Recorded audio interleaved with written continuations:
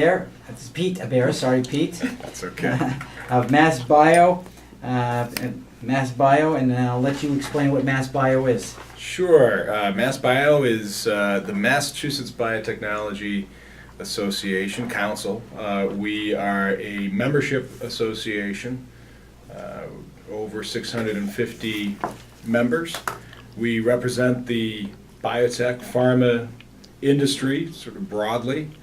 Of our 650 members, about 420 are biotech and pharmaceutical companies, and the rest of the companies, rest of the members are law firms, accounting firms, real estate firms that all serve the biopharma industry here in Massachusetts. We are a service organization. We provide a lot of services to our member organizations. We were founded back in 1985 by a couple little companies, including Biogen and Genzyme, and we were Not so little anymore. Yeah, not so little anymore. And we were founded around a purchasing consortium to help them save on price, lab supplies and equipment and all that sort of thing. And today we're a much more full service. We do public policy advocacy and economic development, and we do a lot of work with entrepreneurs, mentorship, and that sort of thing. So we're a pretty full service organization these days. And how many members do you have now? So we're at 650 members, and that represents about 45,000 employees in Massachusetts. Wow. So what's next? What's next? Well, the industry in Massachusetts is doing extremely well. We have grown by 40% in employment over the last 10 years.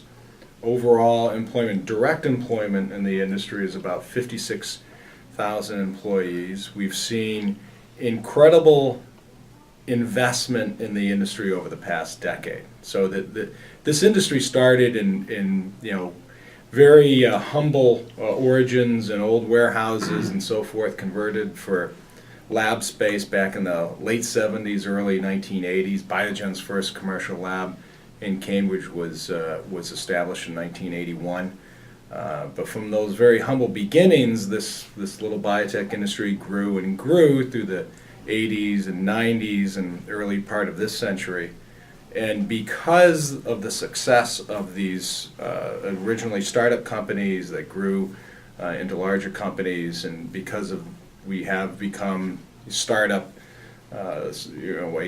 capital of the world, in the last 10 years, as the pharmaceutical industry has changed, as the traditional pharmaceutical companies have looked towards biotechnology products as part of their future, and an important part of their future, the development of biologic drugs as opposed to traditional chemical-based pharmaceutical drugs. As that has happened, these large pharmaceutical companies like Bristol Myers Squibb, like Novartis, like Sanofi, like Merck and Pfizer, these companies that were not here a decade ago, they're all here now. And they're here because of this that original biotech activity that we had back in the 80s and 90s. And so that